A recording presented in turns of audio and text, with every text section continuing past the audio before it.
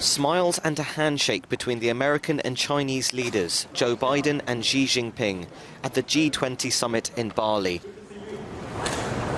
It's their first face-to-face meeting since Biden took office.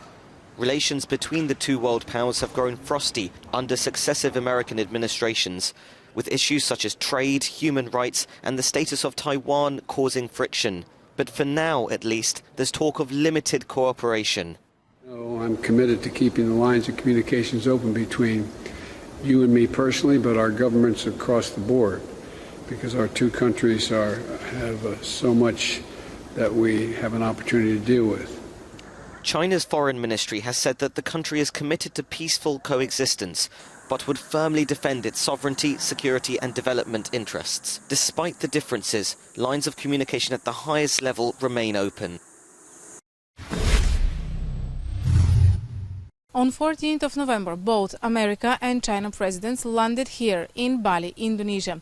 They chose this place to shake hands for the first time after maybe about 5 years. After 3 hours conversation, one thing is clear: no Cold War is coming between USA and China. Joe Biden made it clear he is not looking for a conflict with China. He also said that the eye-to-eye meetings and the personal conversations are the only way of solving the issues between the two states. China's President Xi Jinping also said that the two countries are obliged to find the right direction in the policy between them.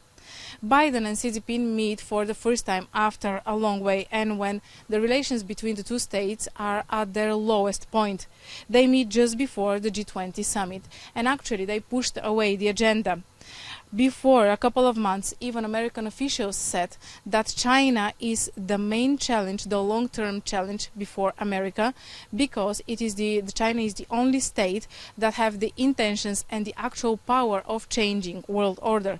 Today, the conclusions seem to have softened, and the two presidents showed signs that they're ready for a dialogue and stepping a little back.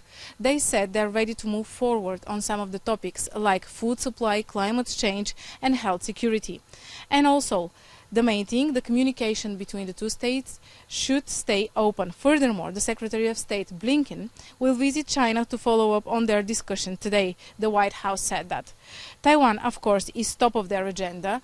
China warned USA against crossing the red lines there and the policy of one country. US President Joe Biden said they should prevent competition from becoming anything even near a conflict. Two presidents also discussed the situation in Ukraine, the Russia invasion, also the sanctions against Russia and the nuclear attempts of North Korea. From Bali, Indonesia, Nadia Gancheva.